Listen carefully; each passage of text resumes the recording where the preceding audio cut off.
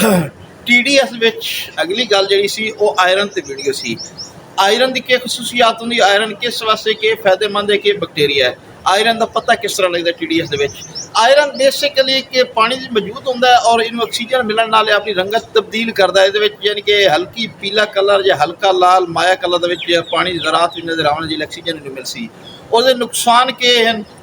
ਇਹਦੇ ਨੁਕਸਾਨ ਸਭ ਤੋਂ ਇਲਾਵਾ ਪਹਿਲੇ ਨੁਕਸਾਨ ਹੈ ਕਿ ਫੀਡ ਇਨਟੇਕ ਥੋੜ੍ਹੇ ਜਾਨਵਰ ਕੰਮ ਕਰ ਸੀ, ਫੀਡ ਇਨਟੇਕ ਕੰਮ ਕਰ ਸੀ, ਲੀਵਰ ਦੇ ਉੱਤੇ ਬੋਝ ਬਣ ਸੀ। ਉਸ ਤੋਂ ਬਾਅਦ ਤਲੇ ਆਂਦਰਾ ਨਿਜ਼ਾਮ ਨਜ਼ਾ ਯਾਨੀ ਕਿ ਨਿਜ਼ਾਮ ਨਜ਼ਾ ਹਾਜ਼ਮੇ ਦੇ ਮਸਲੇ ਦੇ ਵਿੱਚ ਬਹੁਤ ਜ਼ਿਆਦਾ ਨੁਕਸਾਨ ਕਰ ਸੀ। ਜਿਹੜੇ ਫਾਰਮਾਂ ਦੇ ਉੱਤੇ ਜਿਹਨਾਂ ਫਾਰਮ ਦੇ ਉੱਤੇ ਆਇਰਨ ਦਾ ਮਸਲਾ ਉੱਤੇ ਸਭ ਤੋਂ ਜ਼ਿਆਦਾ ਇਹ ਮਸਲਾ ਆਉਂਦਾ ਹੈ।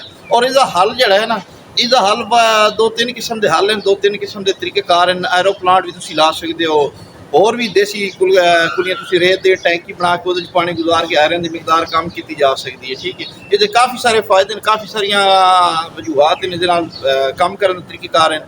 ਉਹ ਵੀ ਇਨਸ਼ਾਅੱਲਾ ਨੈਕਸਟ ਵੀਡੀਓ ਇਹਦੇ ਉੱਤੇ ਬਣਾ ਦੇਵਾਂਗੇ। ਅਗਰ ਵੀਡੀਓ ਤੁਹਾਨੂੰ ਅੱਛੀ ਲੱਗੇ ਤਾਂ ਲਾਈਕ ਸ਼ੇਅਰ ਕਮੈਂਟ ਸਬਸਕ੍ਰਾਈਬ ਕਰੋ। ਮਿਲਦੇ ਹਾਂ ਹੋਰ ਕਿਸੇ ਨੈਕਸਟ ਵੀਡੀਓ 'ਚ।